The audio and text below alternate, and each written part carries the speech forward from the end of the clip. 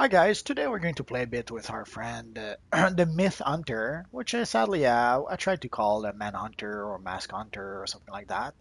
The only name that actually worked was this one. Sadly, not really the name I wanted, but you do what you can. So essentially, it's a Red Lantern, pretty much inspired by the Manhunters. But the Manhunter has been. Some of you guys will probably wonder why is this Manhunter a hero? Because the original Manhunter actually was a hero character. He was a hero. Character would be the right word, I guess. His name was Paul Kirk, and he had been created by Jack Kirby and Joe Simon, if I'm not mistaken. And then at some point, they revamped the Manhunters into some sort of Green Lantern villains that were like some sort of robot army before the Green Lantern was created. And then in the mid late 80s, we had also another series called Manhunter, where this time it was Mark Shaw, who was the newest incarnation of Manhunter. So let's see. So we need to go to Metropolis. I think we already are.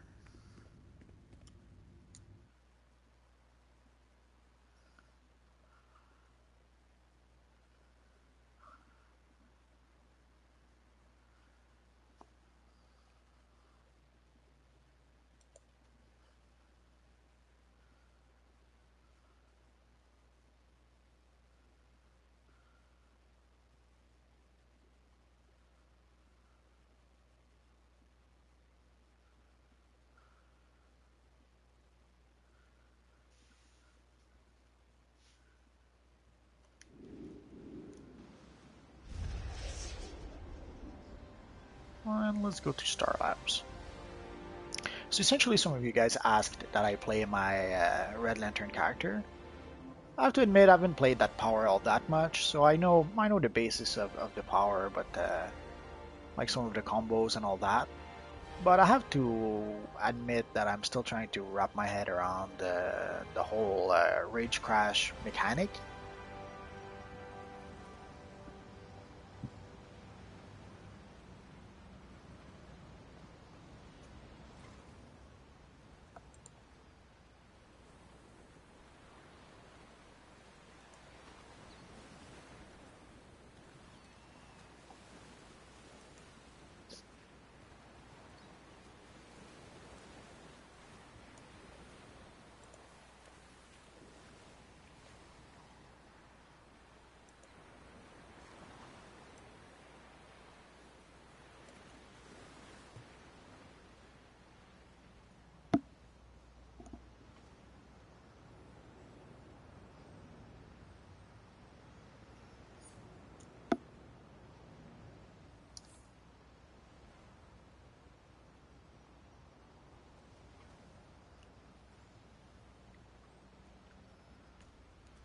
So let's go into inside the Star Labs.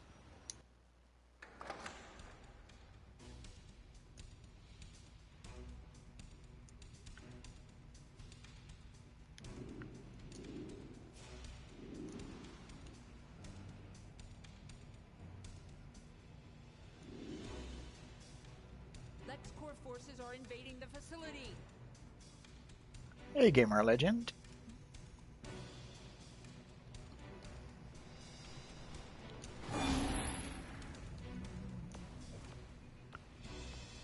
LexCorp is convinced Dr. Khan stole all her research from them. She's demanding Initializing. LexCorp targeted.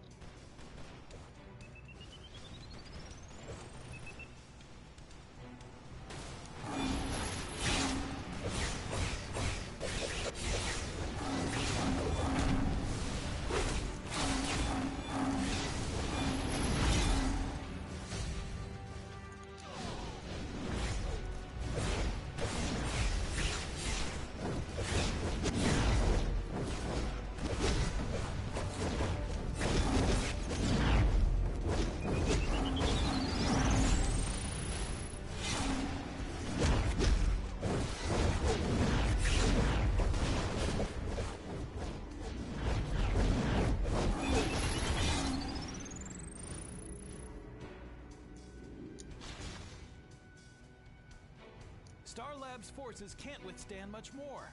We need your So I'm help. still fairly low Get level with LexCorp my outta character. here. LexCorp won't stop.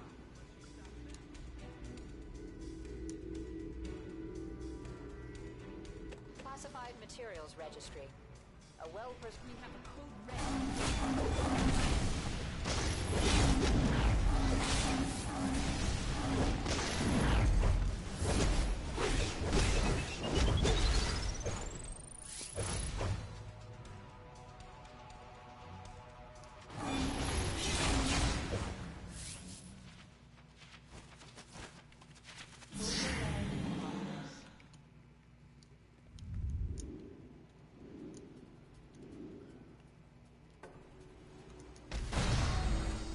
Our exabyte data is showing huge results. It could be the key to defeating Brainiac.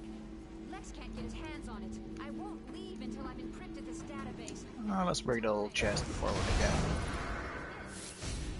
Initiating teleportation sequence. LexCorp is trying to hack into the battle weapon. We need his exabyte data to fight Brainiac. Intruders! Protect me!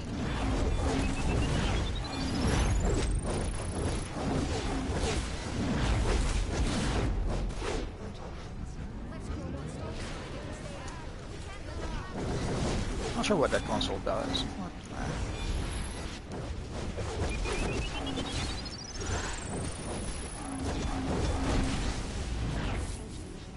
Just a moment longer.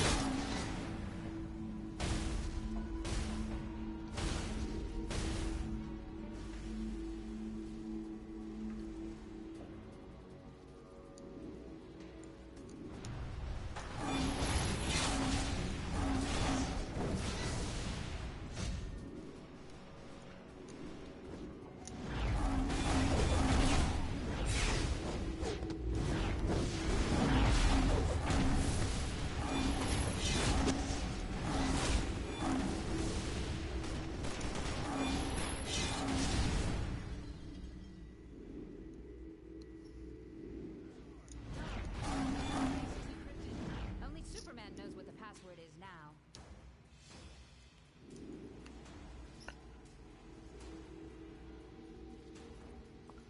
I wonder if they changed the mission. I seem to remember more robots or more wave of enemies than that. Do I like the rage power? Yeah, I like it fine. I just haven't figured out how to properly use the rage crash mechanic yet. But some of the combos are fine, like essentially the ones I'm using right now. This is Lois Lane with Daily Planet Live. Right now I'm using the revenge combo, the evisceration chain, Reputed to be the leading and expert the rage bringer is my pull move. That's my air burst is my breakout move. And I'm still using swoop attack because at the time I didn't have that many Lex Luthor's plans rage were powers. I should probably fix my change my loadout a bit. But and infuriate is the supercharge I'm using right now.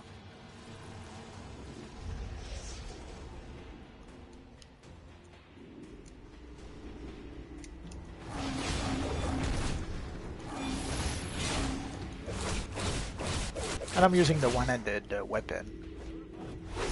Essentially, at some point I was trying to get characters with every weapons, and I didn't have any one-handed character, so I decided to go with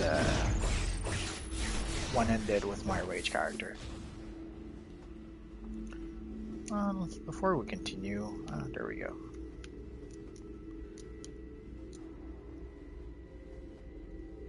Dr. Sarah Charles, Starman's employees. Dr. Khan believes that Lex Luthor will set Metallo. But the rage power works fine enough, and some of the animation and the combos are pretty well done. Classified Materials Registry. A magical maelstrom recovered by Star field agents in the wake of the Spectre incident.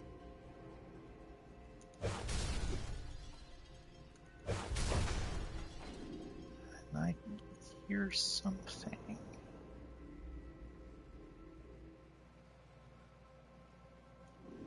The first Red Lanterns we saw was more or less after the Green Lanterns Industrial War, I think. And they were pretty much made to be villains at the time, so they weren't very likable. But then there was this the Green Lantern animated series. There was this Red Lantern Razor, I think he's called. That's probably the first Red Lantern that I started liking. And then I tried a few issues of the Red Lantern series, and some weren't too bad.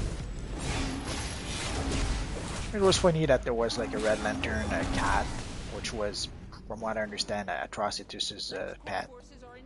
But it was strange how they tried to change Atrocitus from essentially when it was created. It was a villain. There was no ambiguity. Yeah, he was the guy who had killed Ebin Sur, and he was definitely not a good guy when he was created. But then as the time went by, they tried to layer in more subtleties to the character and turn him more into at worst, an anti-hero. And sometimes they even tried to turn him into a hero somewhat.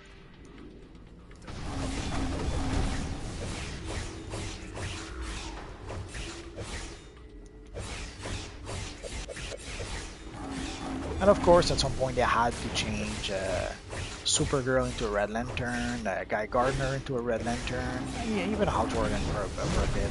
I seem to recall this issue that I have where Hal Jordan becomes a Red Lantern for like one or two issues.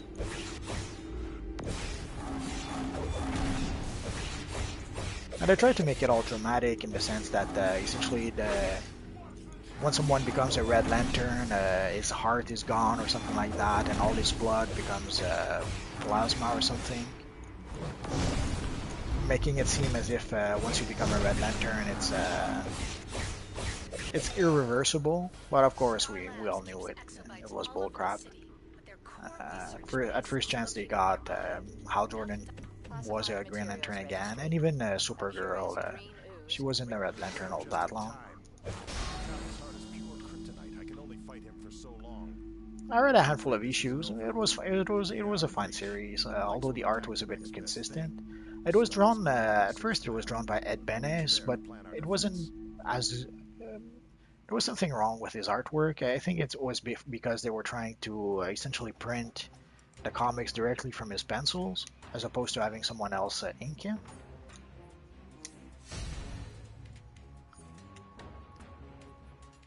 So let's see what's in the box.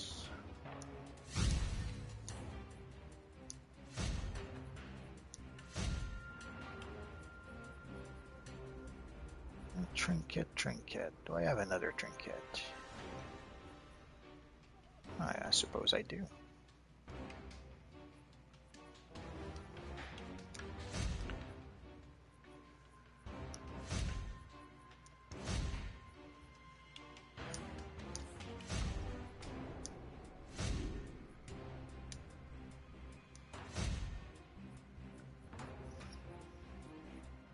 And we got a nice time capsule. So the artwork was a bit inconsistent, probably from lack of inkers, and also there were a few guest artists in those first few issues.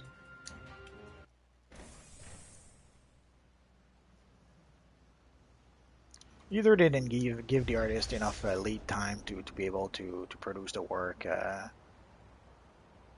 so yeah, he needed some assistance. Or the New 52 was notorious with last minute changes, and sometimes a whole storylines being scrapped and being replaced at the last minute. So I can see how if there were so many last minute changes, I can see how they could have scrambled to try to produce the artwork for those comics. So maybe Ed Benes had plenty of lead time, but then they had a truckload of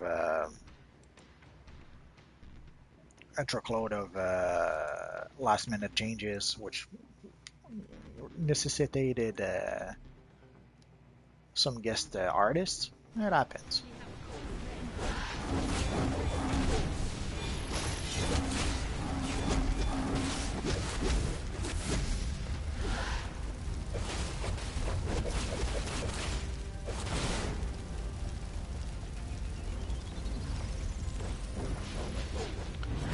Not currently. I read a few of the Rebirth #1 comics, uh, and I read the infamous Rebirth issue where there's the Dr. Manhattan reveal. Let's just say that. I made a video about that if you're interested. I toyed with the idea of maybe making videos about the various Rebirth comics, and I didn't follow through. There didn't seem to be all that much interest in people wanting to hear what I had to say about the Rebirth. So LexCorp is jamming me out and hacking the turret control consoles inside Star Labs. Use the consoles to revert them back. Definitely want those on your side. Evacuate all non-security Star Labs personnel.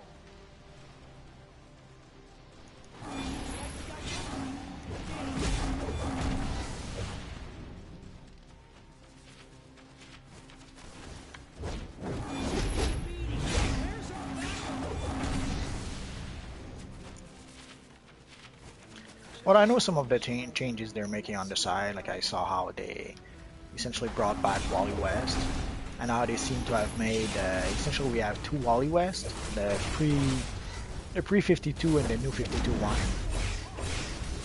And from what I understand, their explanation for two Wally West is that they're cousins or something, which I guess kind of works. Classified So it will allow him to have the new and the old Wally West at the same time. 26 on an extended mission. Security reporting 977. Out of my way! Where is the woman who runs?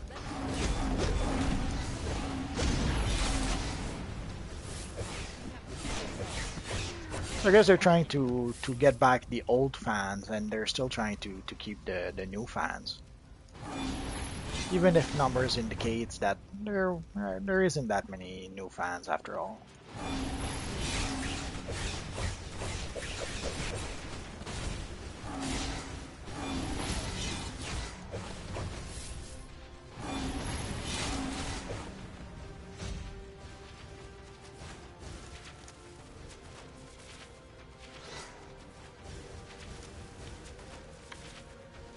Reinitializing.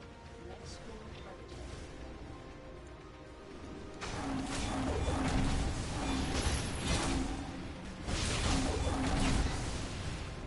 Essentially, it's something that happens a little too often, sadly. Sometimes publishers, whether it's comic publishers or even video game publishers, do the same things.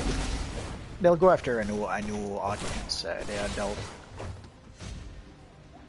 They won't be satisfied with the audience that they have, and then they'll try to pursue what is perceived as what could be a new or bigger audience Classified for some reasons. Defensive positions. Secure One of the best example I can think of is there was this awesome game called Baldur's Gate, evacuate all and non-security Star it Labs led to a personnel. sequel called Baldur's Gate 2, and it sold really well. It was an audience, and it was doing very well. But then what they did Neverwinter Nights, they essentially threw away everything that worked with Baldur's Gate, and they tried to essentially turn their game into Classified somewhat, materials registry. I won't say a Diablo clone, because it wasn't really exactly like Diablo. Like saying that it was a Diablo clone would pretty much be easy to disprove. But they took a lot of inspiration from Diablo 2, because essentially they looked at the numbers of the copies they sold of Baldur's Gate 2, which was like, I don't know, let's say 3 million copies. And they looked at Diablo 2, who somehow sold 10 million copies. So they couldn't be satisfied with them selling 3 million copies. Somehow they had to try to tap into the audience that were buying 10 million copies of the other game. So instead of being happy to have 3 million, let's say a 3 million audience, and to build on that, they essentially tried to go after what they perceived as a much bigger audience. And sadly, they pretty much fumbled. Neverwinter Night still sold well, but it wasn't the massive success that they thought it was, and they lost a lot of fans pretty much gave up on them at that time, I guess.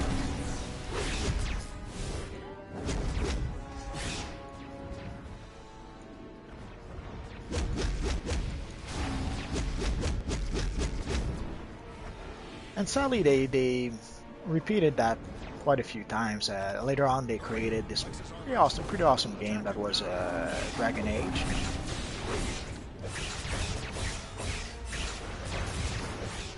And again, instead of being happy of making a nice Dragon Age game that was successful, again they tried to mess with the formula, and they had this other game called Mass Effect. And instead of keeping Mass Effect the way it was and having Dragon Age being what it was, they tried to turn Dragon Age into Mass Effect with Dragon Age 2. Essentially, they took away a lot of the things that were making Dragon Age, and they tried to turn it a bit into Mass Effect, and it was a big mistake.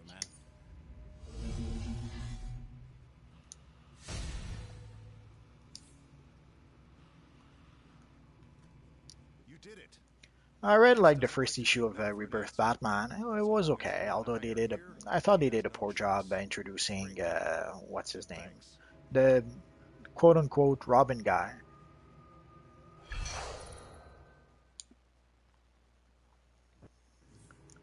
Like in the whole comic, I think they say his name just once and just in a passing matter.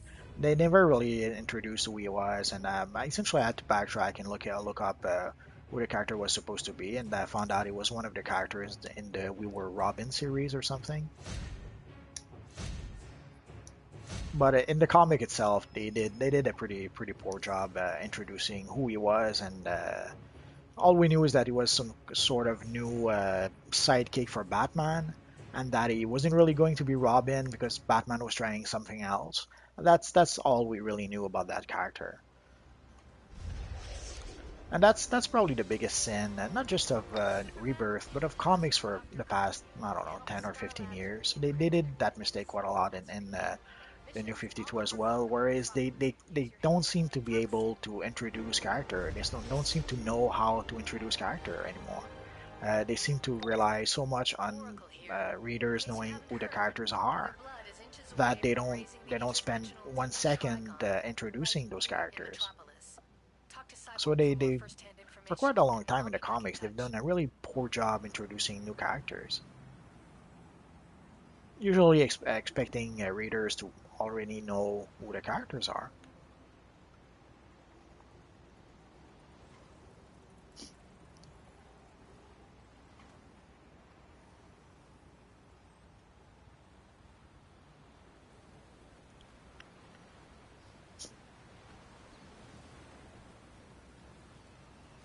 And I read the Superman one, essentially where they pretty much establish why they cannot resuscitate the New 52 Superman after he died, to explain why the pre-New 52 Superman stuck around and they could not bring back the New 52 Superman.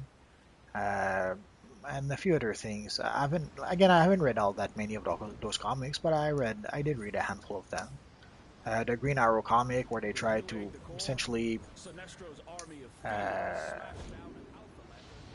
reintroduce the Green Arrow Black Canary dynamic, which was lost with the New 52. So essentially, a lot of what they're doing with Rebirth is that they're trying to backtrack to before the New 52, but without backtracking too much, if it makes any sense. I guess saving face would be a good description. They're trying to save face by backtracking without really backtracking.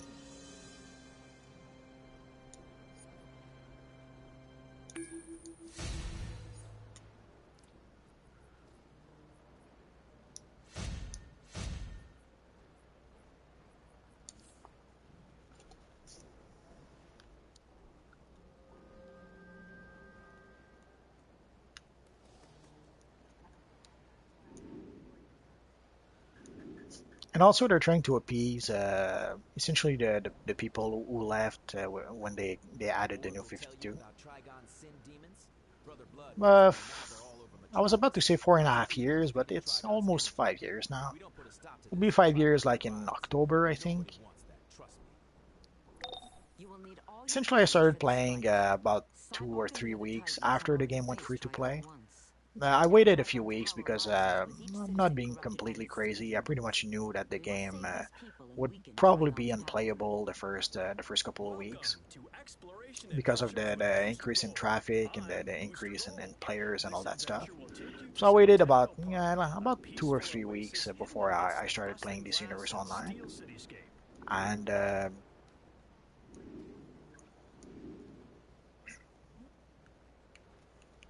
I have to admit, if it wasn't for free to play, I probably would never have tried the game.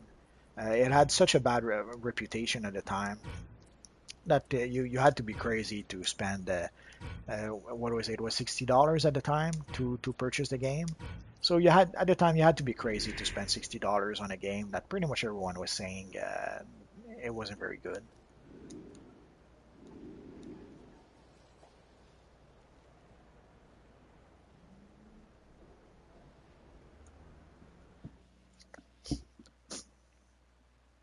So I tried the game free to play at first, and after some 2 3 days, the first thing I did was I purchased the future Batman Legend character because I hated using Robin.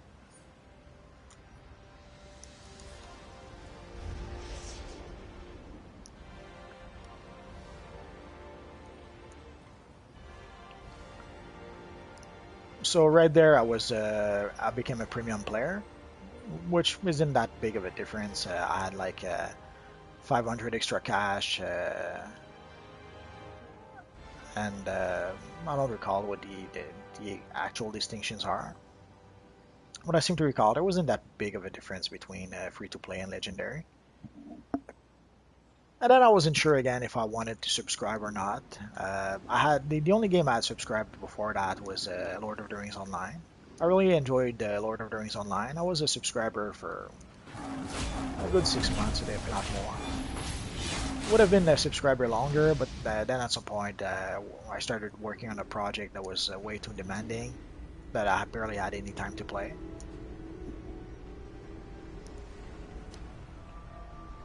So it took me a while to decide to subscribe to this universe online. Essentially, the first thing I did was I bought the future Batman character.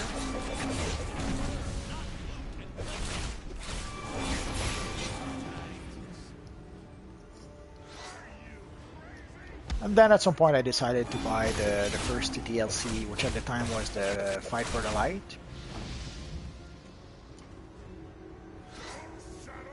Yeah, there's a pretty big difference, especially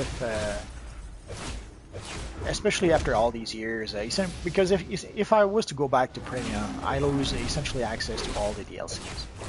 The only DLC I would have access to is the Fight for the Light one because I purchased it when it was first released. Hey, Dasher win. And you don't have access to your cache anymore. There's a lot of options in your lair that don't really work anymore.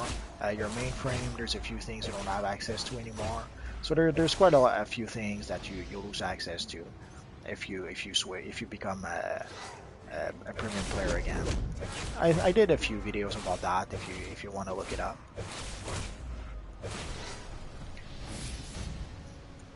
So I guess if you've been a premium player and if you've been buying the DLC as they've been released, it's not as big an issue as if you never purchased any DLC and then you become a premium player. Then there's quite a big drop in what you can do in this universe online.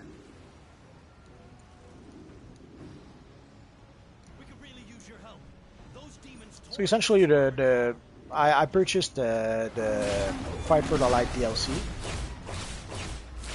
and then by the time that the Lightning Strikes DLC, the Flash DLC came out, then I was about to purchase the DLC, and then I figured, what the heck, let's try to be a subscriber, and I've been a subscriber pretty much ever since.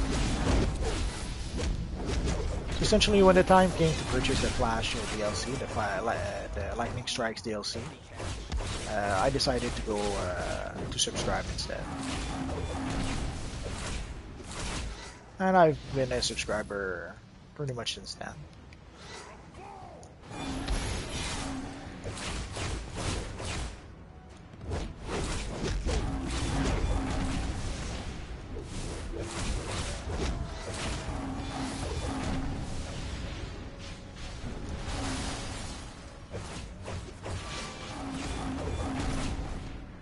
At the time they were like $10. It was about like you had about half a dozen missions, and you had stuff like in one DLC you had the shield weapon, and in some other DLC you had powers. Like the Green Lantern DLC, you had the Green Lantern power that came with it.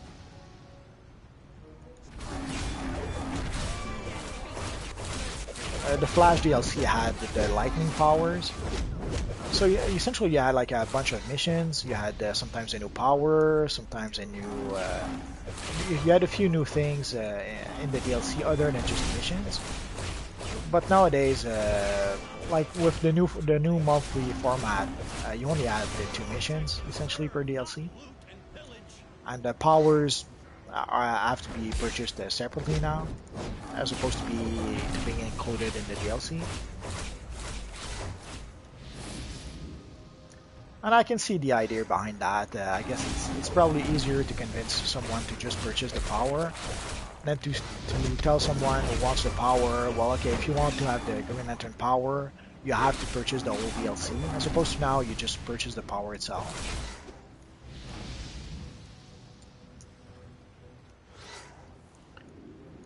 And as for the weapon, when they added the shield weapon, I guess someone didn't think it was such a good idea because they haven't added a single weapon since then.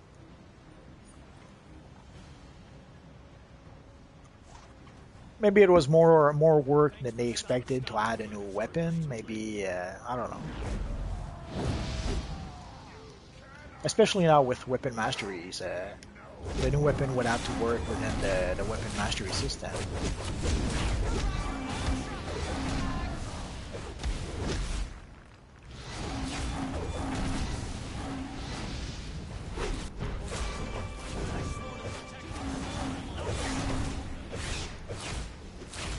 Although you have to wonder what weapon they would add, a whip maybe?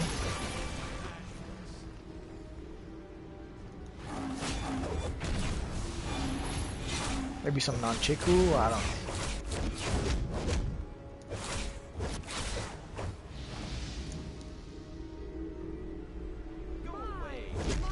know. Well, for the power, I wish they would add some Black Lantern power. And for a weapon, I'm not sure what weapon they could add. Like, they probably could add something like a whip, or I don't really care about that.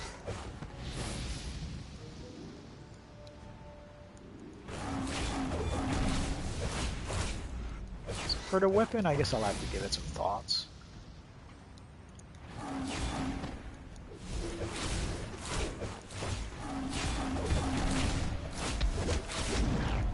And it probably should be a DC-related weapon, although they added the shield, and the way they added the shield to DCUO, holy crap, it's Captain America's shield. Whenever I play my Captain America character, I still can't believe that we can play Captain America in this universe online. That's all kinds of awesome. So I guess if I was to ask for a weapon, I would probably ask for something that works a bit like Thor's hammer, like a one-handed hammer that you can throw and that will come back to you. I know we already have the two-handed hammer that pretty much does that. So I guess a weapon that would be like a cross between the two-handed throwing hammer and the one-handed weapon, if I was to try to add anything.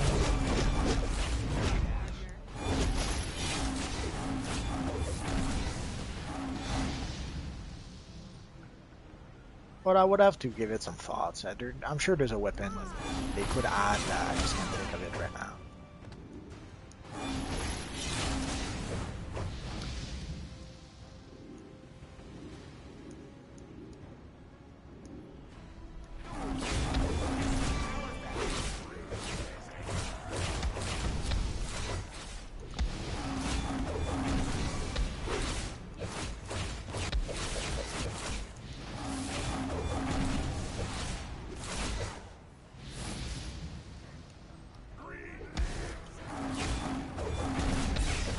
I guess some of the iconic weapons like the Batarang, but I'm not sure how they would actually do that as an actual weapon.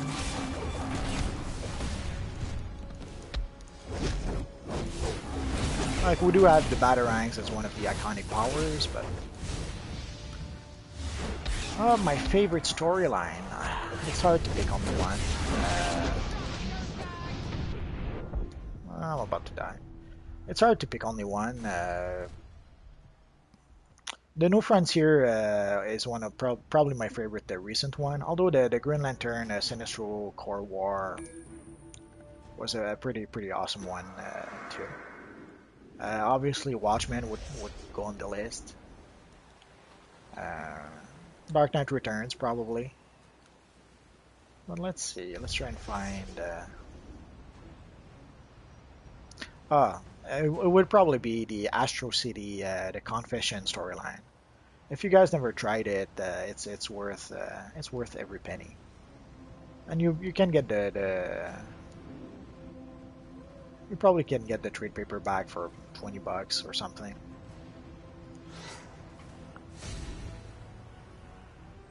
Essentially, it's within the Astro City universe, obviously.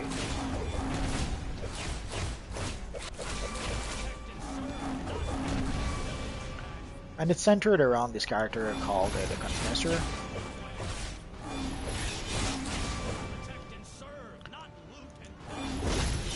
Although it's almost, even though it's not really a crossover per se, it's almost a crossover in a sense that it's almost a crossover like something like Secret Invasions or Civil War or something like that. And ironically enough, a few years after the Confession storyline, pretty much like for the next for about 2 or 3 years at some point, Marvel were pretty much trying to reproduce the Confession storyline with their essentially their whole Secret Invasion and their whole Civil War and Secret Invasion was all pretty much inspired by the Confession storyline. So for years they were pretty much reproducing what was masterfully done in just 6 issue. Like the Confessor storyline is 6 issue, and it was a masterful storyline. But then when Marvel essentially tried to reproduce that, they reproduced that over like 5 years and thousands of issues. So they took a 6 issue storyline and milked it for like 5 years over hundreds of issues, if not thousands.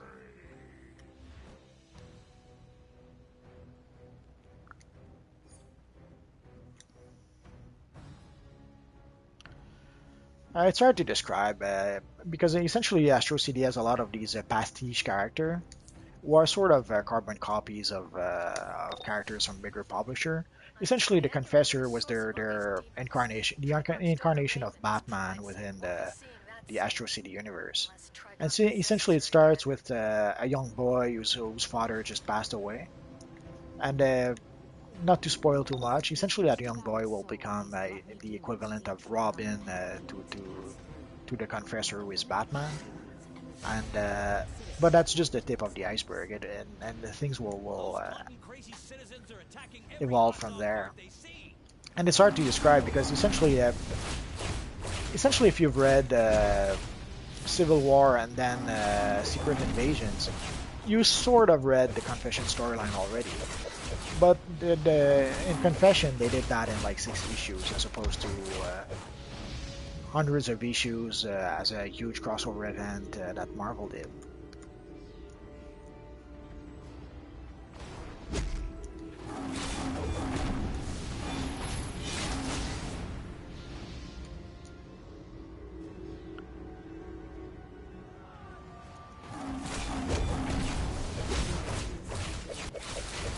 But if you've never read Astro City, I strongly suggest you try at least the first 2 trade paperback.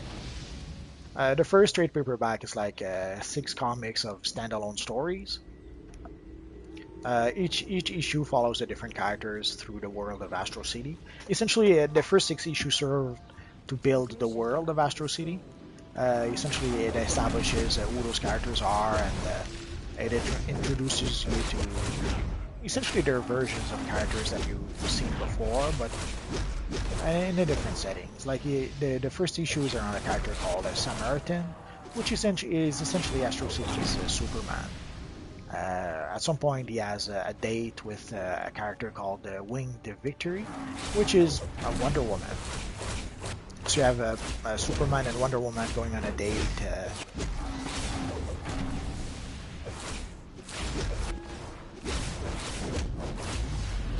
And they have those characters called the First Family, which are essentially the Fantastic Four.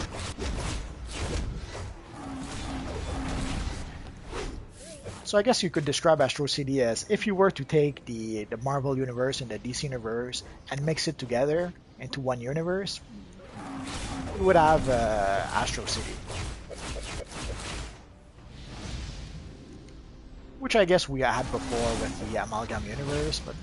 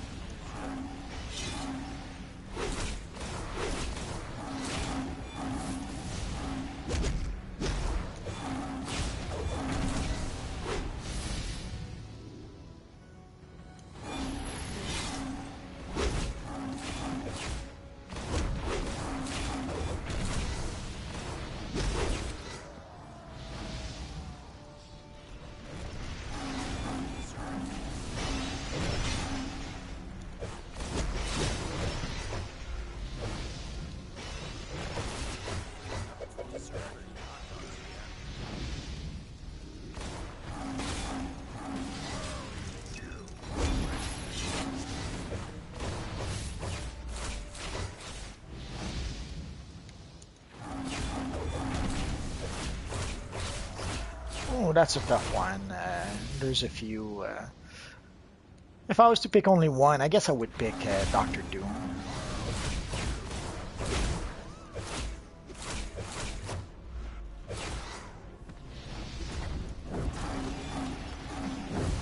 Which is heartbreaking when you see how they can't seem to figure out how to make Doctor Doom a proper Doctor Doom in the movies.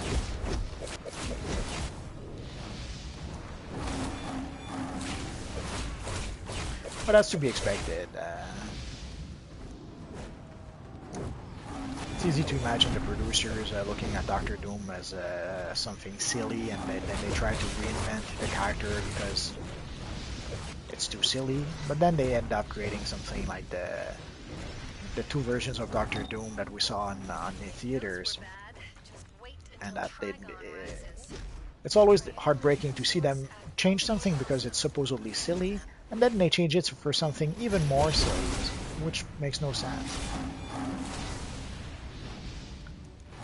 But yeah, I would have to say Doctor Doom, despite how he was mistreated by Hollywood. Some of the best Doctor Doom storylines were during the John Byrne era of the Fantastic Four. The warriors of Trigon's sinful crew. If we can calm the souls of their victims, we break one more source of Trigon's power.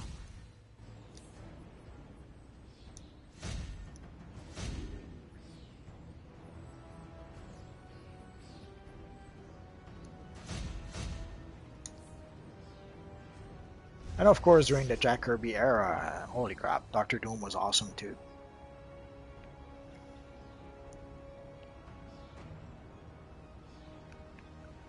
And I have to admit, I'm not sure if we had any really good Doctor Doom stories since then. We probably did, I just can't think of them right now. Well, you need people who care for the character and who can accept that who the character is, as opposed to trying to change him the way they've been trying to.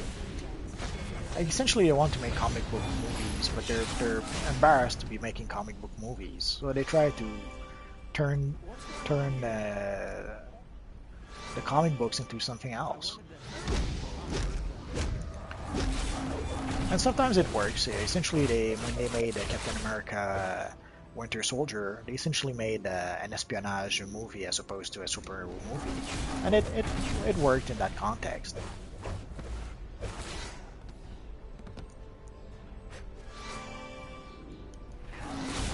Garfield Logan 32?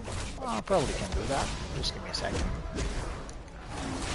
Oh, busy fighting the minions of Wrath.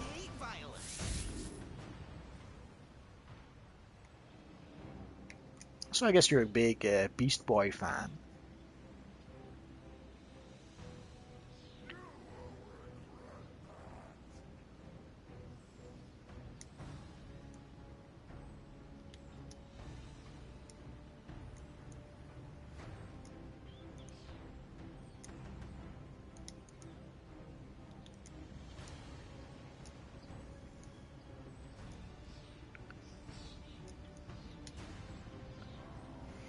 I assume you play on the European server or Xbox maybe?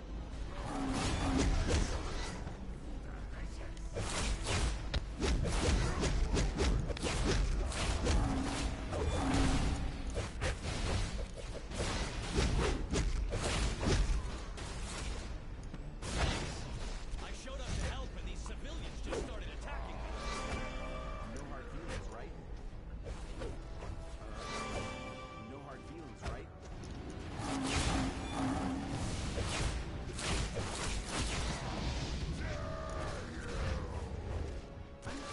I hate violence.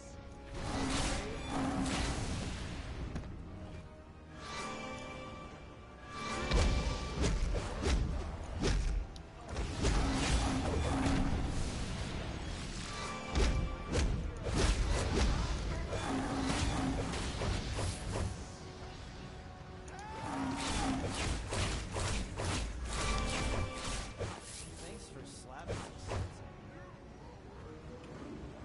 I've been toying with the idea of making an a Namor Submariner character.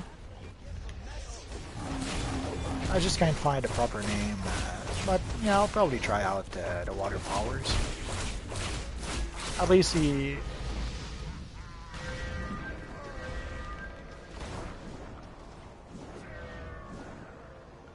so I'll probably make a character at least just to try out the power.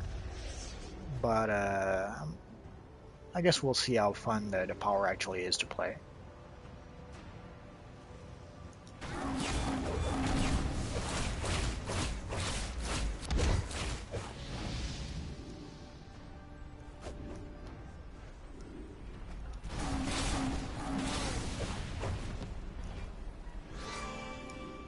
I know that there are people who are waiting for the water power to try to recreate themselves a Blue Lantern character. People seem to think that there is going to be water construct with the water power, and so there are some who think that they should be able to make. Well, let's try again.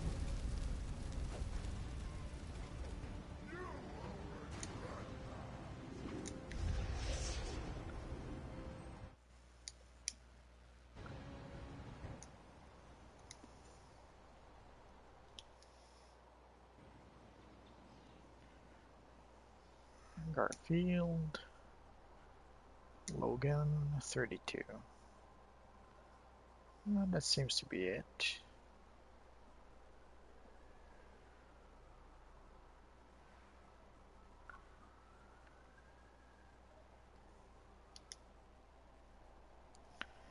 Let me check something.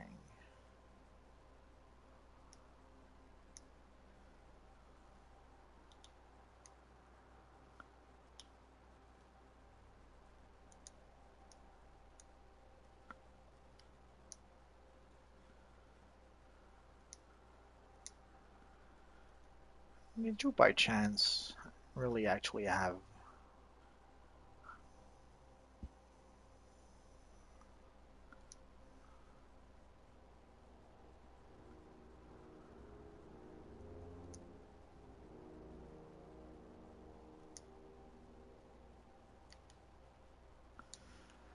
Yeah, you play on PS4, but do you play on the US server or the European server?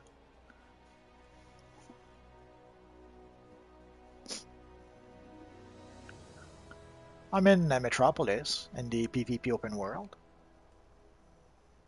but I'm on the US server.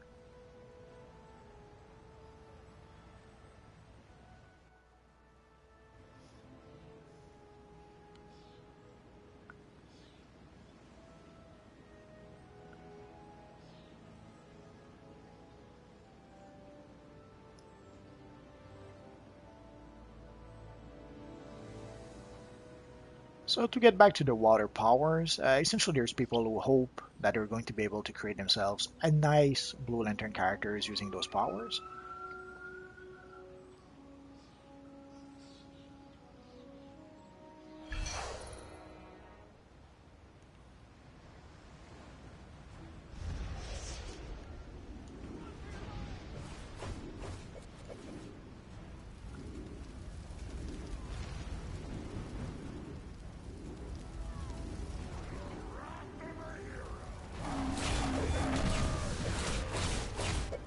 I guess that's going to depend what the water constructs actually look like.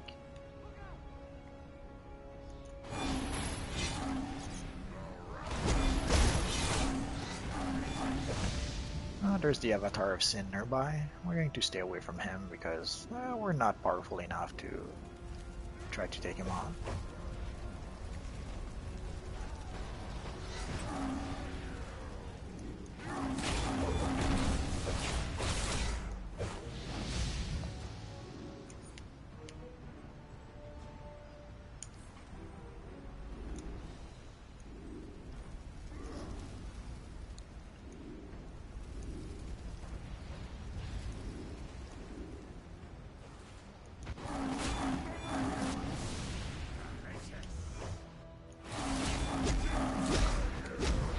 Strange.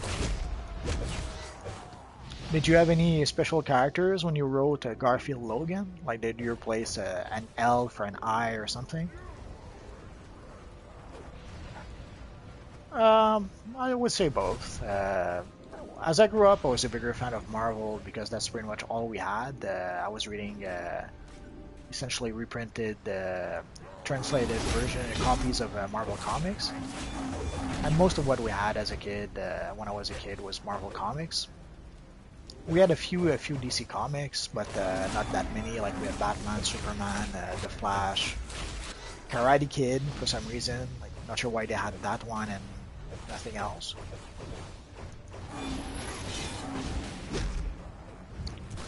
So it's only around the mid '80s that I really became a fan of DC, and from there on, I pretty much was a fan of both.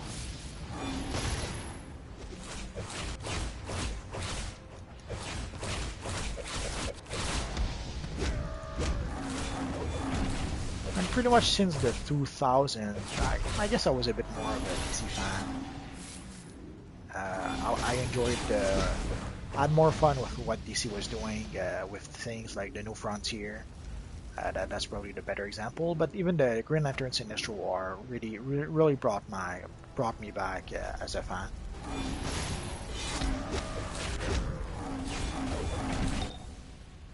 I'm calling in the Sentinels of Magic. Brother Blood is raising Trigon. You'll want the best to help take him down. But the New 52, I really wasn't a fan of the New 52.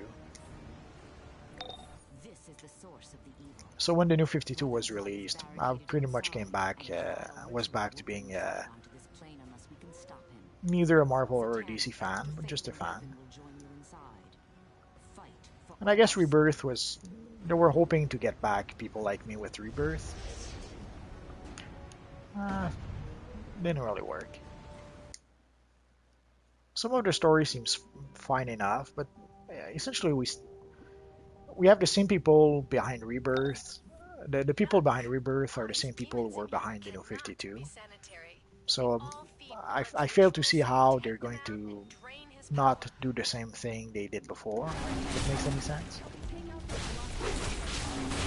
Like they're the ones who dropped the ball with the New 52, and I don't see how they're going to do any better with Rebirth.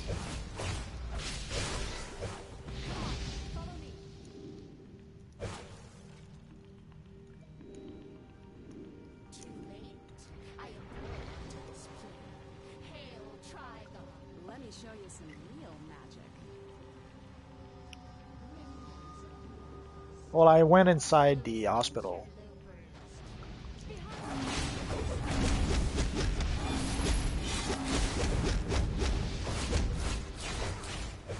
Hi, Ducky King. Magical Kid, if you wait a bit, once I get out of this mission, I'll be where you are.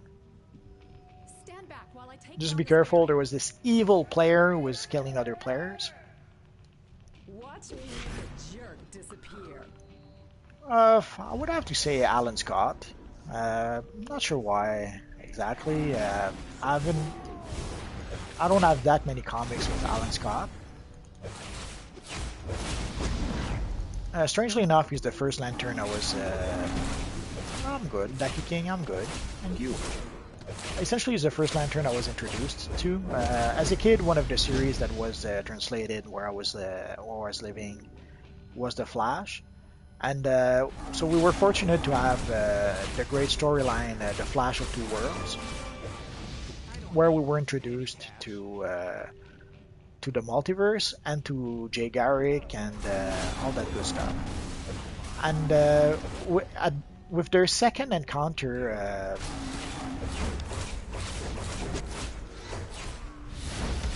the second time the Flash and Jay Garrick were together, there was this flashback about the key when the Justice Society fought for the key, and we had the vignettes of the various characters. We had the Atom, which was Al Pratt at the time. I think there was a Black Canary, and there was Alan Scott Green Lantern, and that's how I was introduced to the Green Lantern character. That's nasty.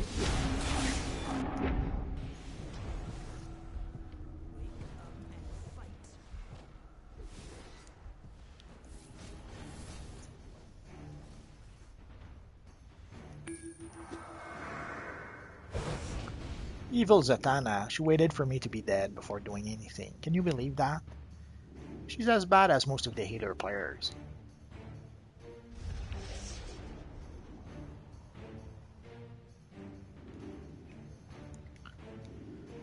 So I guess the Alan Scott was the first Green Lantern I was introduced to. Oh, it's worse, it's Raven. Evil Raven.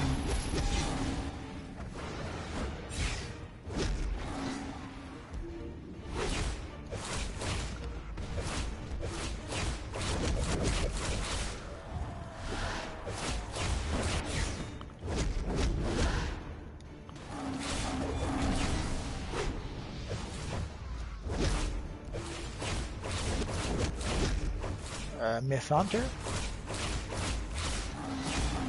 Or you mean the forums?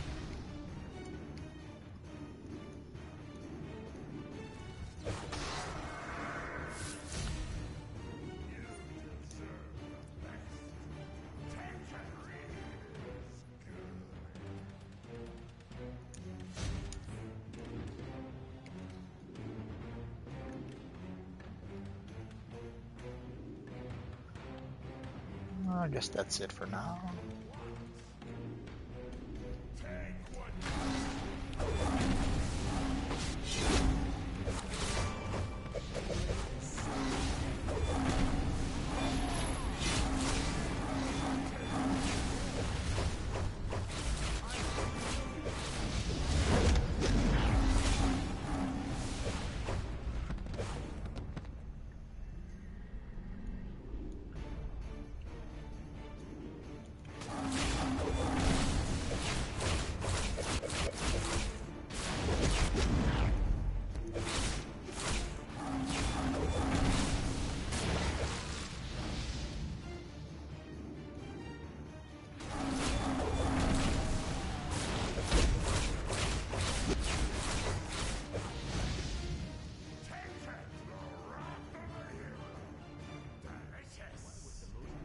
I'm almost there. I'm close to the final fight.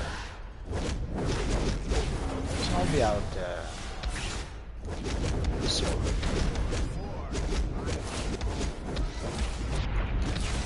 Holy crap, they hit hard.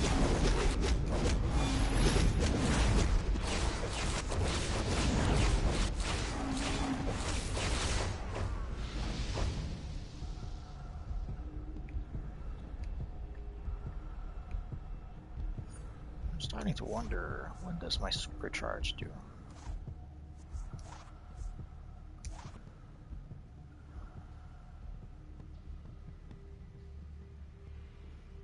Oh, that pretty much stinks. I'm gonna have to change that.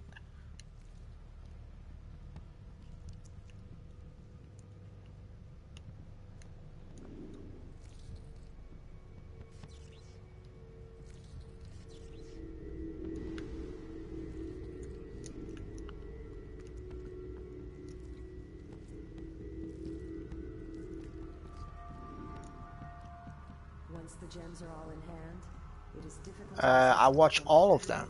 All of them. Blasphemers! They dare to interrupt our summoning? Destroy them! Kill the blasphemer!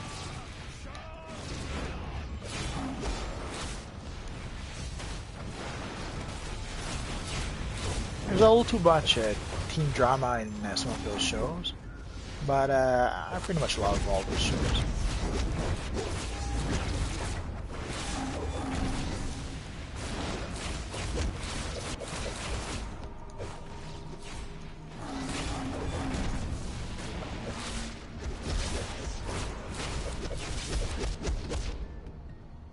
Obviously, like most people, I started watching The Arrow.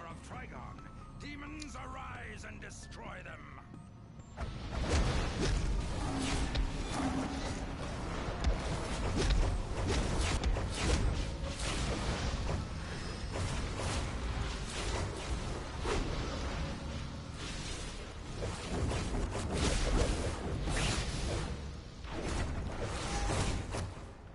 And then they introduced Barry Allen on the Arrow show, and holy crap! And then the Flash show was even better than Arrow. The whole mystery around the man in the yellow suit and all that good stuff. Holy crap, that was good.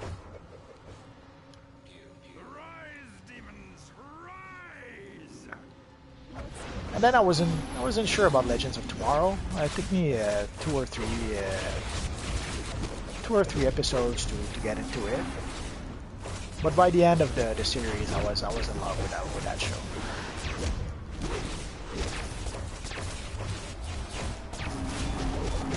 And Supergirl, holy crap, Supergirl is so charming. There's no way I could not like her. There's a few big flaws in the Supergirl show, and again, there's too much teen drama and stuff like that. But and the costumes, some of the costumes are pretty much atrocious. But the actress playing Supergirl, she's so charming that you can pretty much give it a free pass for the weaker part. And also the relationship they gave her with her sister. Her name escapes me right now. When the world burns, only the devoted will remain, while you will be nothing but ash. That should be awesome. It's something we've been waiting for. Essentially, we knew that they did not want to use the Justice League in the TV shows. They wanted to use the Justice League only in the movies. So we were hoping that since Justice League was not an option, that we would at least see the Justice Society of America instead. And that's exactly what they seem to be doing. So that's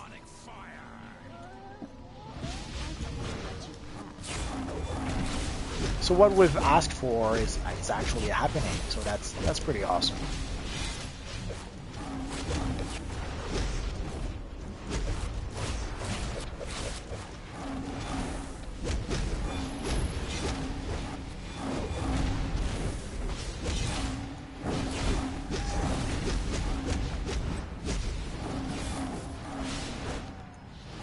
Like when we had spoiler alert for those who did not watch Legend of Tomorrow, but when in the last episode when we saw Rex Tyler come in and says, "Hi, I'm Rex Tyler and I'm a member of the Justice Society of America," holy crap, that was awesome.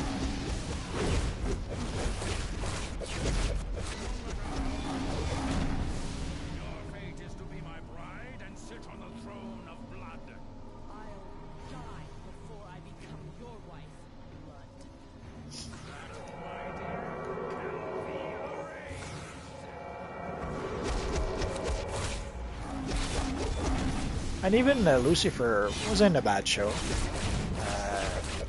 Essentially, Lucifer depends on if you like the guy who plays Lucifer, then you're going to enjoy the show. And if you really don't like him, then too bad. There's no way you're going to enjoy that show because the whole thing is built around it.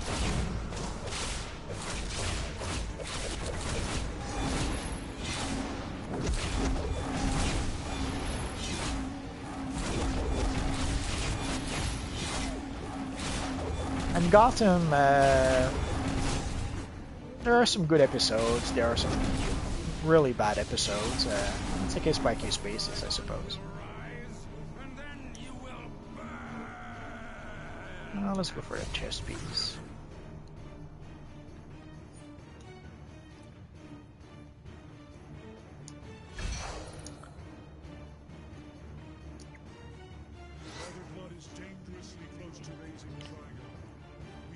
And for Gotham, sadly, one of the things that we're setting up, essentially the quote-unquote new Joker, which turns out wasn't really the new Joker, was that this guy Jerome. Holy crap, he was making what would have been a great Joker, but they Greed.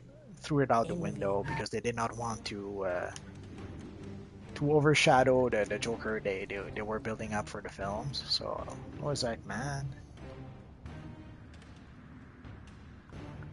I don't think so. Not in the short run. If we see any of those characters, it's going to be in the Gotham TV show. My guess is that the Gotham TV show probably has dibs on all the Gotham or the Batman related character. So any other TV show that would like to do something with those characters will probably bump against. So I'm right here. So let's see if we can find our friend. Where's our friend Justice League Superman? I haven't seen him in a while.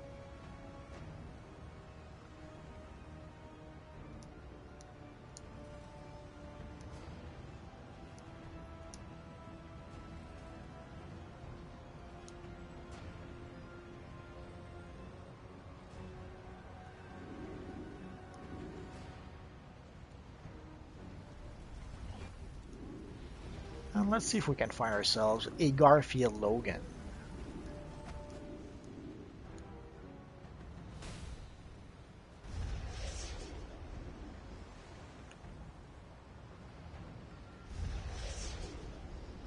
I guess not. Who's that over there?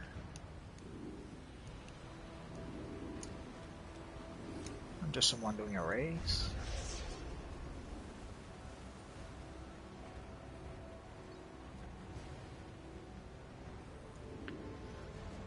Well, but no, essentially, odds are that the Gotham TV show probably has dibs on all those characters. So if anyone, if the Cartoon Network tries to use those characters, they'll probably be told, sorry, the Gotham TV shows has the right for those. We saw that not too long ago with they were trying to make this Teen Titans TV show, and essentially any Teen Titan related characters were off limit because of that. I think even Arrow couldn't use Deathstroke anymore because of that.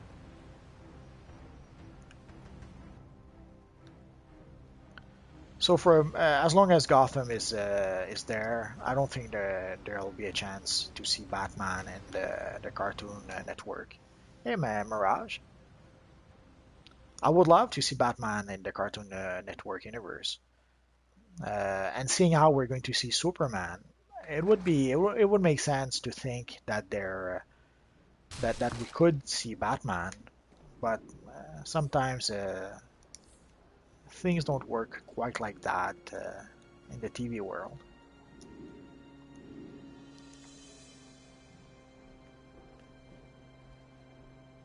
You put a serious dent in Brother Blood's plans. Consider yourself invited to kick Trigon. Sometimes producers have some funny ideas about what to do. Holy crap, is Cyborg tiny?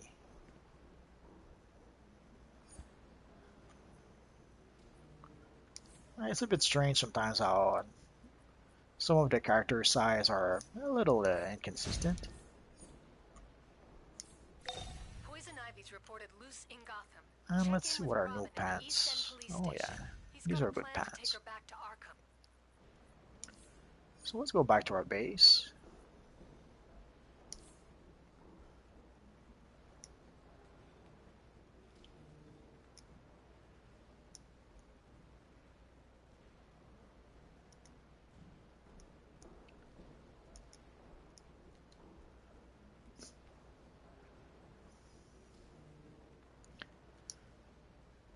Is Sky Beast 1738 one of you Any guys? villain heads lately?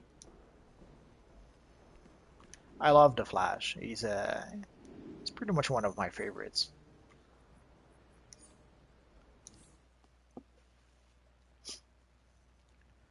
And as a kid, I was reading the adventures of the Barry Allen Flash. But I have to admit, it took me a while. But at some point, I got used to Wally West being the Flash.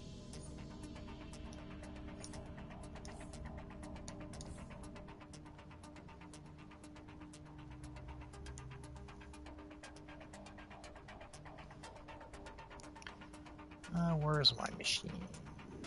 There it is.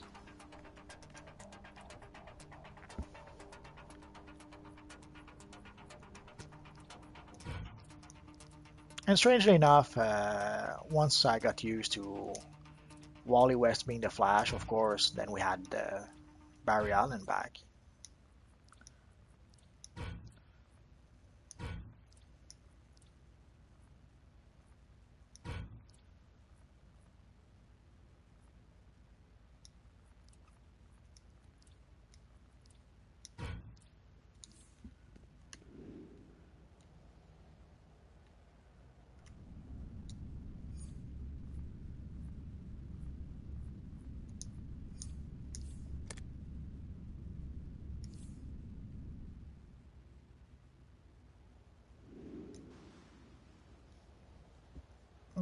I'm not sure what team I'm using with Alan Scott. I'm trying to more or less use all the different themes that I have. Um, Obviously, I don't always succeed. Like there was what is the sewer theme, or anyway, the theme I'm using with Bizarro. For a long time, I wasn't using that theme. I thought it was the freakingest, ugliest bass I ever saw. That could be. Anyway,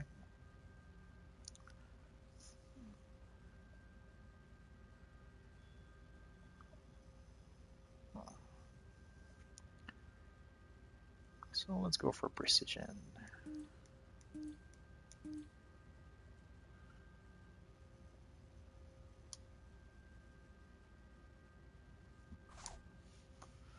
I trust you. I'm not sure why I chose that bass. Essentially, I'm trying to choose a bass that kind of fits with the character.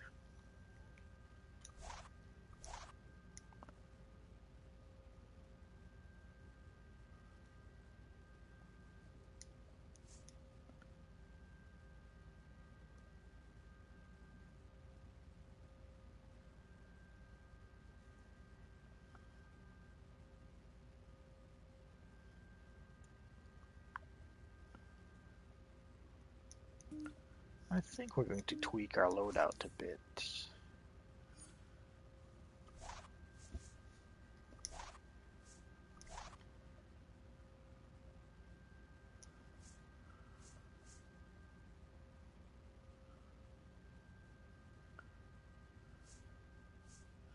Hi, Modem 21.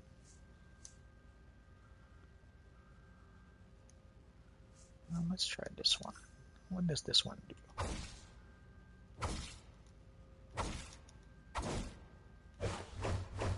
Ah, yeah, I remember.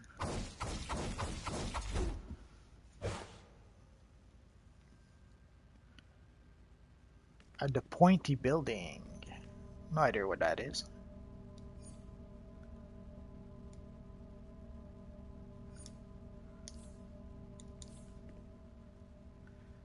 Oh, Ikai Beast.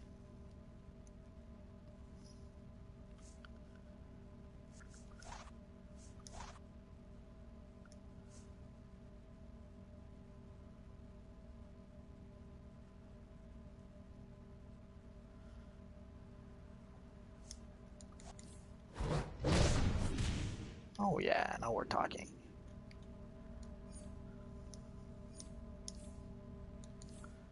So we'll make two at the pointy building. What building could that be? I assume you're talking about LexCorp Tower?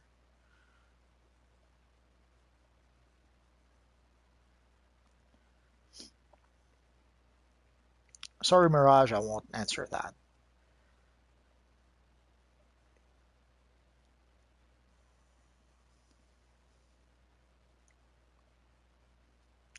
Good for you.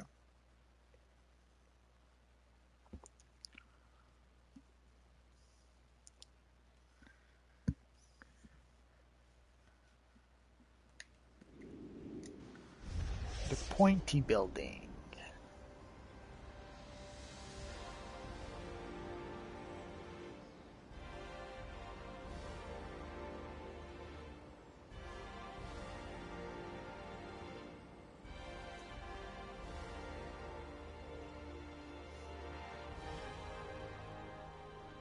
I'll tell you what, magical kid.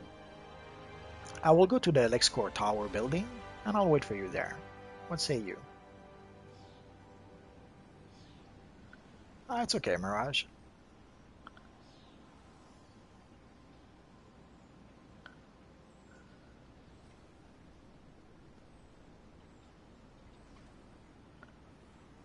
What missions are you doing, Kai Beast, that you wanted to team up?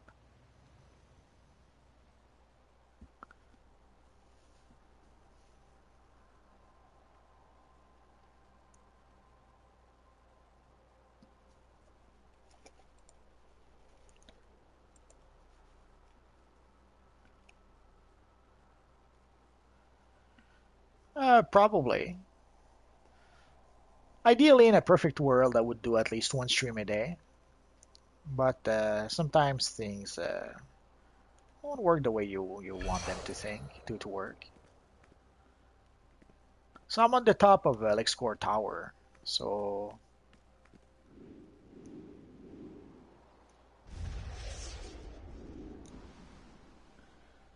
I'll wait for you for a bit.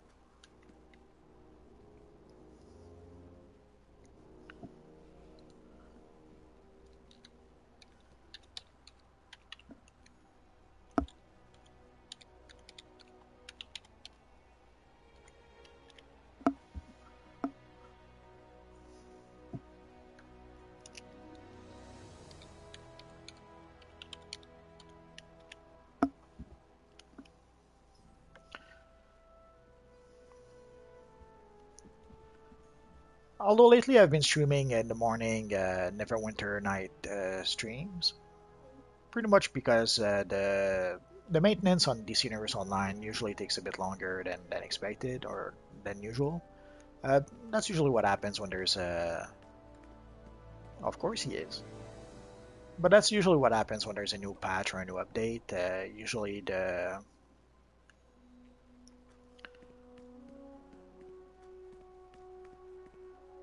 Usually the maintenance takes a bit longer for at least a few days after the update.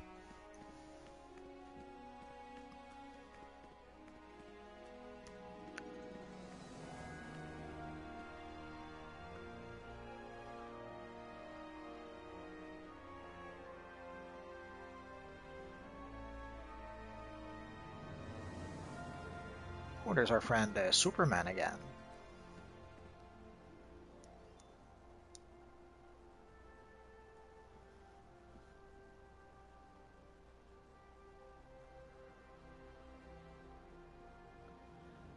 So we're going to give our friend Magical Kids 33 more seconds. And then we'll go. Our next mission is in Gotham, I think. Yeah, we're going to fight the evil Poison Ivy. Oh yeah, and probably should have repaired.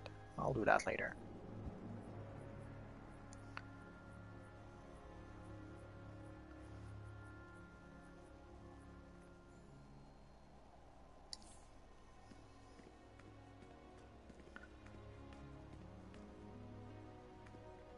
Lex is twins with what's his name, Mr. Clean. Yeah, that's an old joke. Sorry about that.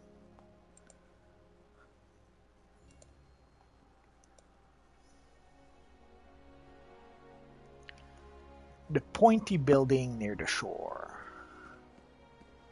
I come to Lex Tower. I'm right there. I'm just waiting for you.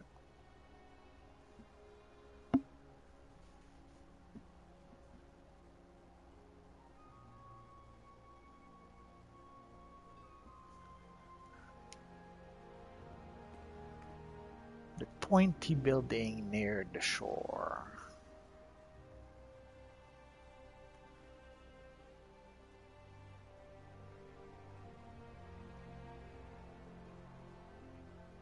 Hello, David. I know, I was just kidding. I noticed you weren't our friend.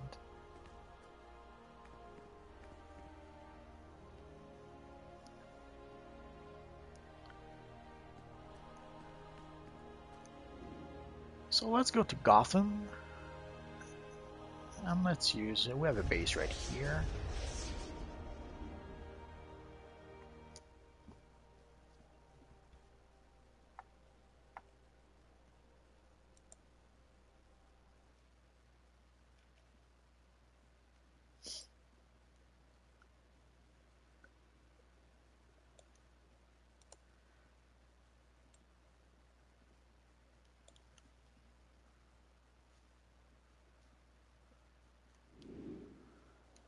Before I forget, let's repair right away.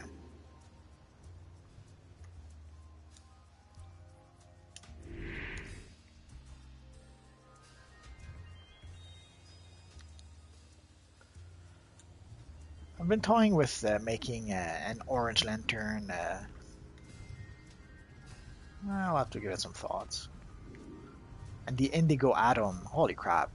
I really like that look. I'm gonna have to make that character at some point. Just not sure which power to use.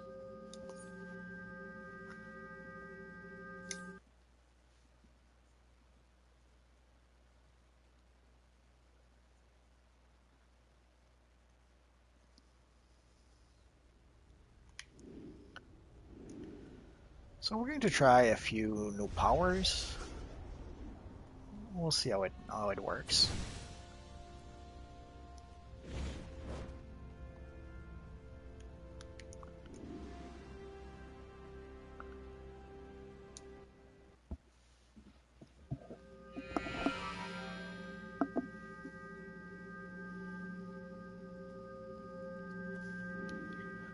Normally I would have tried out a few more powers to try to figure out how to tweak my loadout, but I'll do that some other time. Hey, Batman's We should be analyzing fine the playing toxin missions, source for you and me to take down poison even ivy if we don't have the plants best and burn loadout them. in the world. I'll tell you what, I'll even lend you my nose breather against her spores. I should be immune to ivy by now.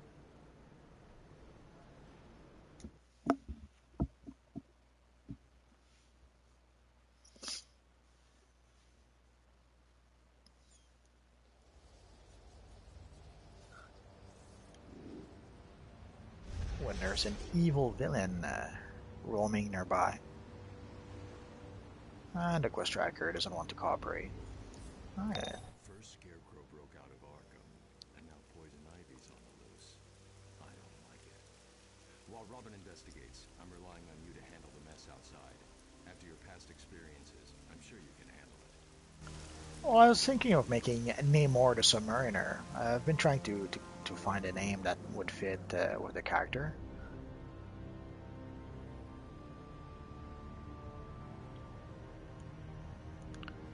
I guess I could make an Aquaman character, but I'm really not a fan of Aquaman. We can't let her swallow her. Break her free.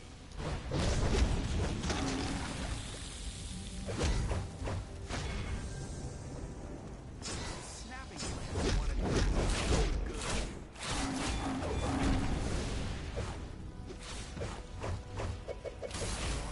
Oh, I see.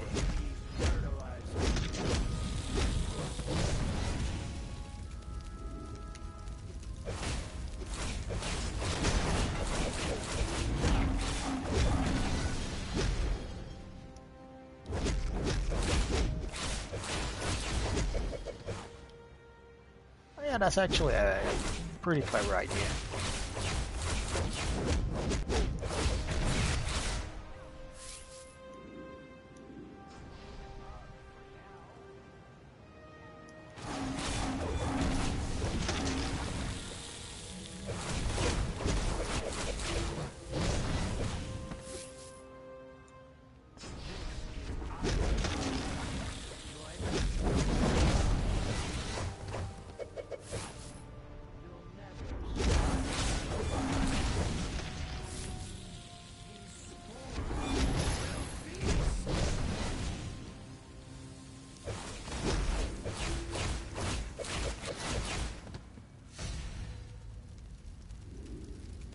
Before I forget, let's pick up the side quest here. Could you possibly give me some shed leaves from those pod people? I'm doing research.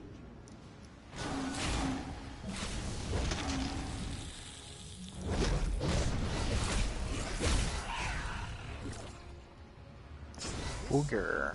Not sure why. One of them wanted to wrap me up for good.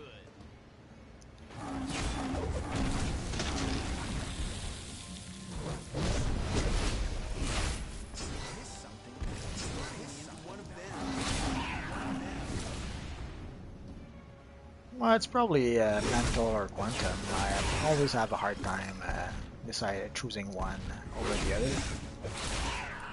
Mental, as soon as I started using it, it's as if I'd been using it forever.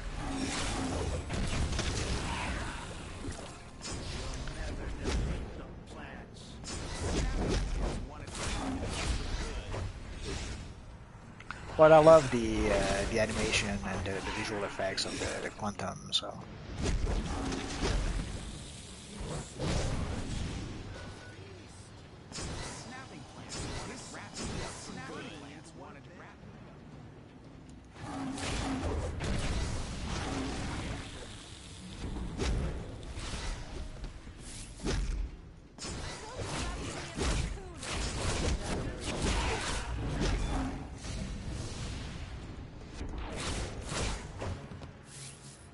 Well, let's make a little change in our loadout.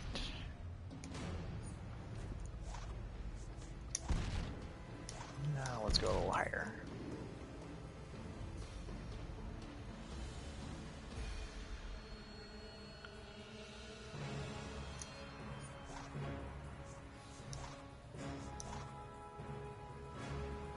So this works as a breakout move.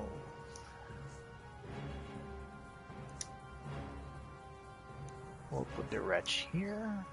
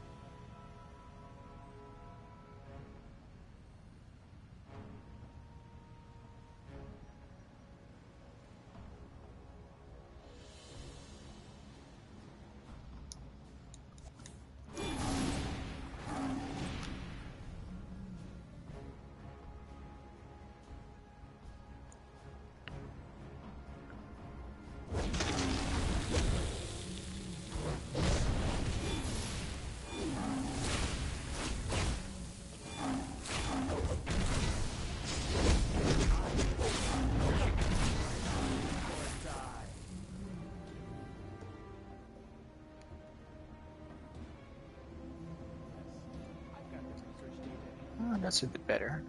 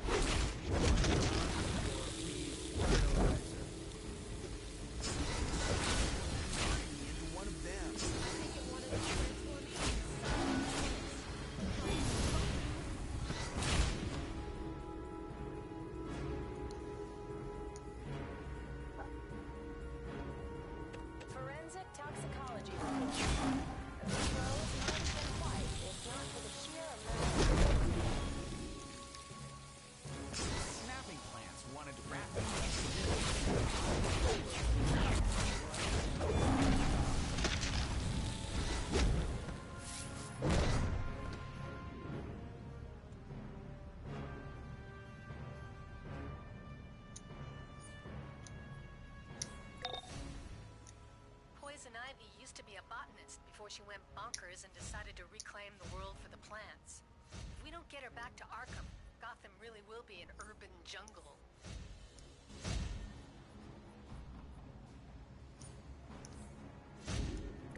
Ivy's expanded on her usual menagerie. This time, she's created pheromone-blasting plants to lure in citizens, so her roaming Venus flytraps can devour them. Help as many people as you can.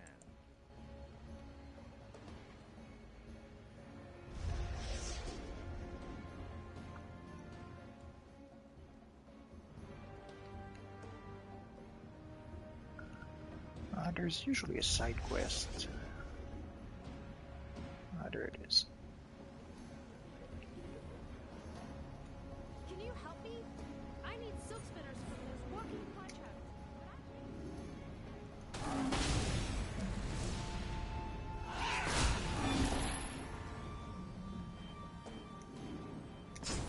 Changing me. Becoming one of them. I'm out of here. Sworn I was growing moss.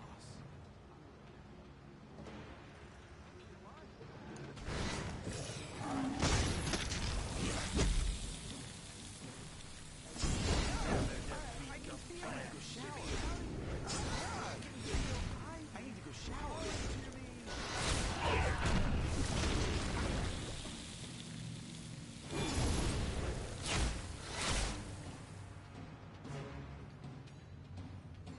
I think it wanted to transform me into something.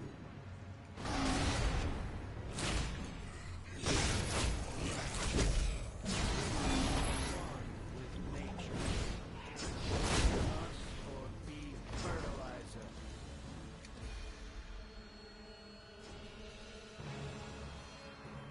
This is Ivy's world. Or die.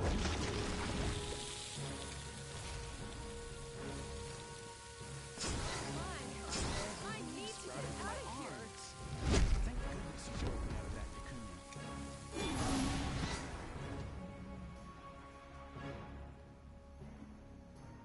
It is something about converting me into one of them. Snapping plants wanted around. It is something about converting me into one of them. Those snapping plants wanted to wrap me up for Hear good. Ivy's voice in my Sworn head. moss. She wanted me.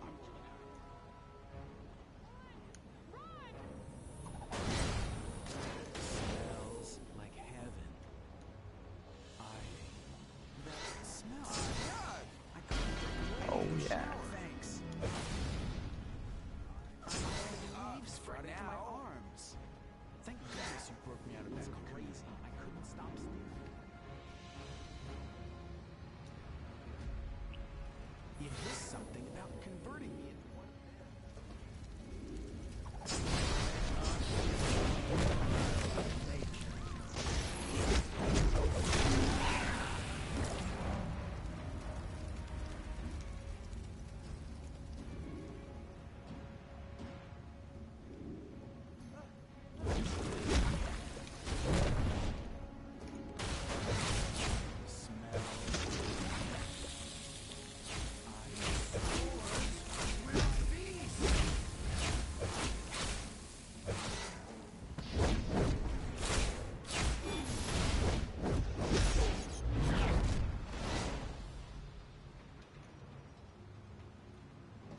Brain squash. Hey, thanks. But I gotta get out of Where here. am I?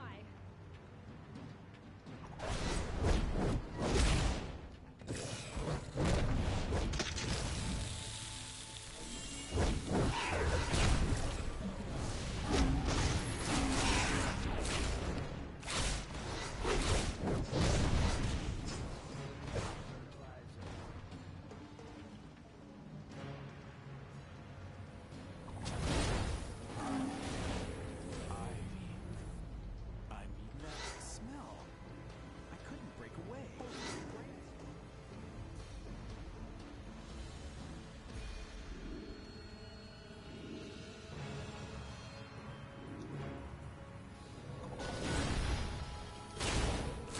Marvel, that's probably Wolverine.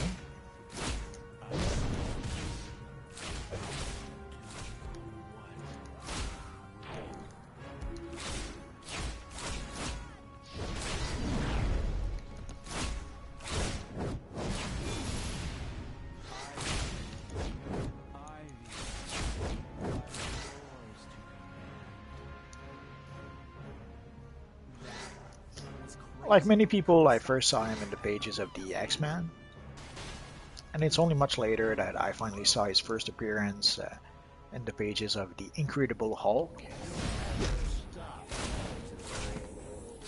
Even though I was reading the Hulk at the time, I somehow missed the issue where we had his first appearance.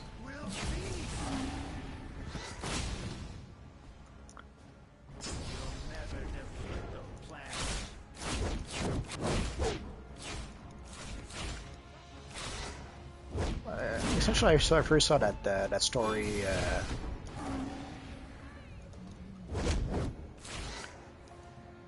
They made essentially some sort of treasury edition of that storyline, and that's how I was able to see the first appearance of the Wolverine. Poison Ivy's pheromones can make anyone fall in love with her. Usually it's only at close range. These distance attacks are something dangerously new. How's it, Black Ops 3? Is it good? See the spores in the air? Any breeze will send them out to infect the entire city. Find and destroy Ivy's spore cannons before that happens. Watch out for the pod people. They have enough mind to attack. Just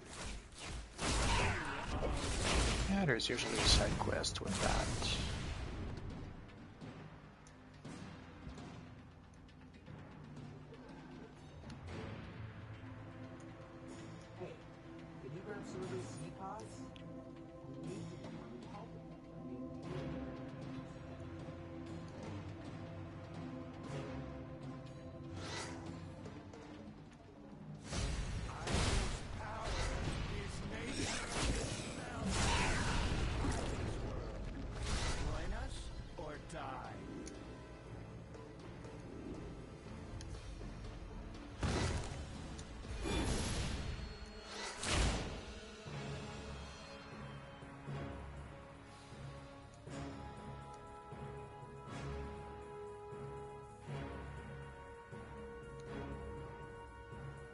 Our friend Superman is helping, and he's sweet.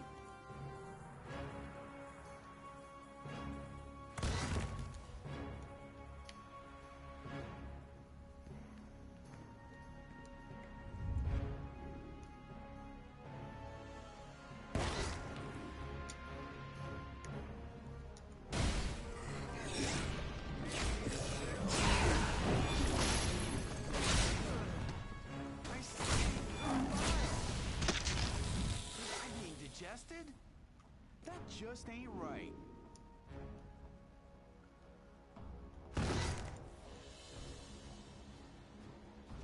Well, thank you, Superman.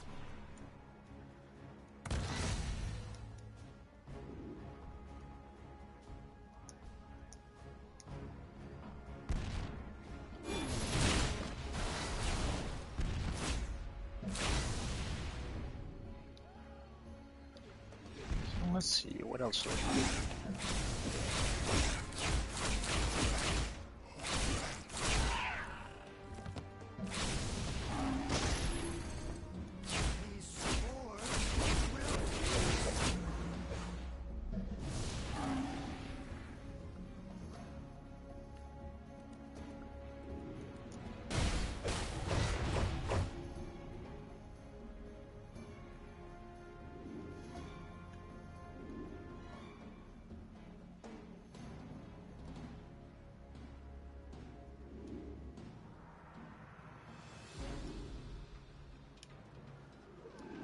Welcome back, Mirage.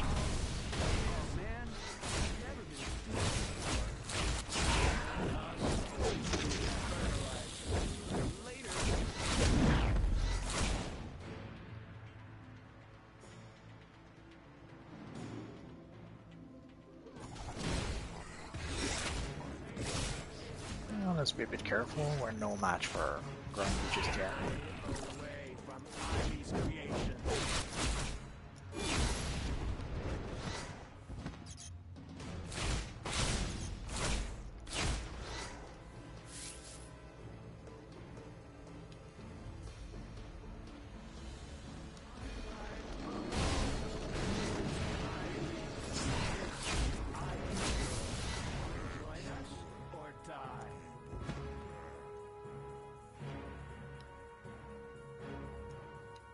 There's our friend Grundy.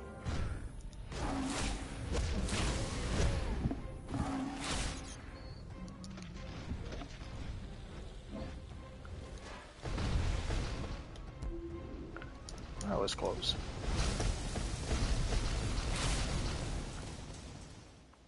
Nah, we probably didn't do enough damage. And that's assuming we even have the poster. Yeah, it does.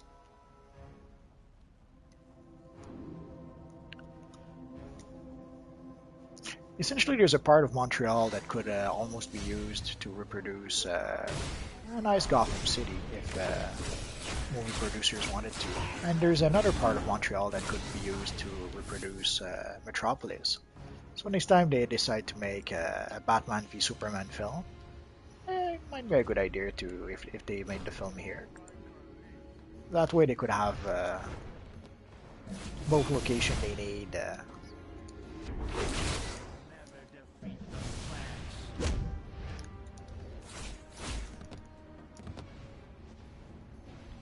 Oh, there's an evil villain.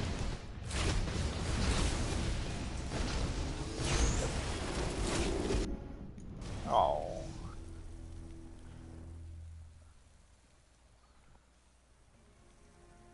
Is it going to be a teabagger? At least not.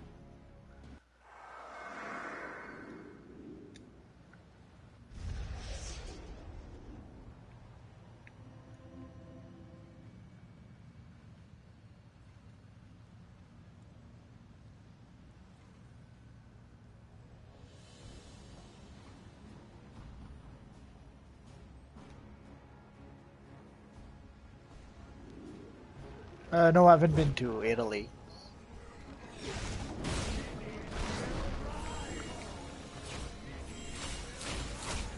It was one of the few choices we had.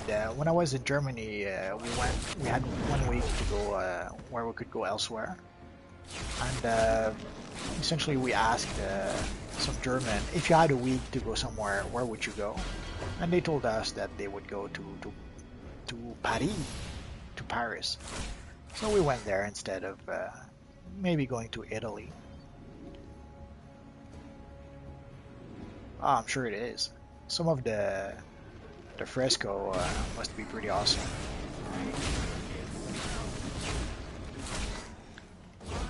I have a friend who went there for a while, and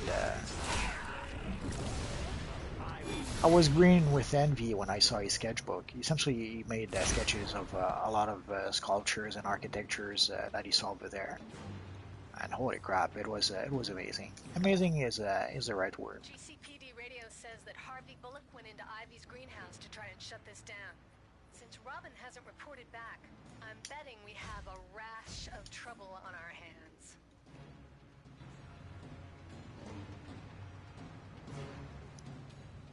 Don't let anything you see inside that greenhouse stop you. Knowing Poison Ivy, she's kept Robin and Harvey alive as slaves. Free them from Forensic toxicology report. The petals of this flower are teeming with potent pheromones. Yeah, I can imagine.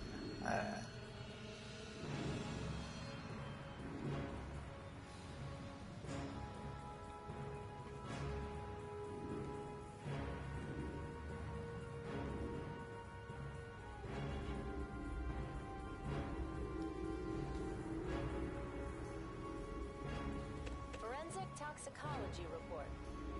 One prick from this rose and we'd need to call the coroner. Forensic toxicology report. Leave it to Ivy to stick with the classics. Please. We tried to raid Ivy's hideout, but it went horribly wrong. Most of us didn't make it out. I'm not sure if I still need that. Nah, I don't. What time capsule? So next time we're going to go fight the evil Poison Ivy, but that's going to be an adventure for another time. So we did a bit of progress with our Red Lantern today. I'll probably tweak tweak my skill points and my loadout a bit.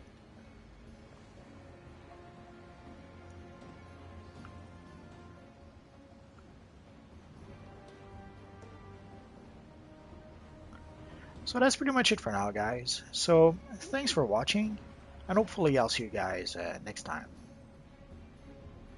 Bye bye.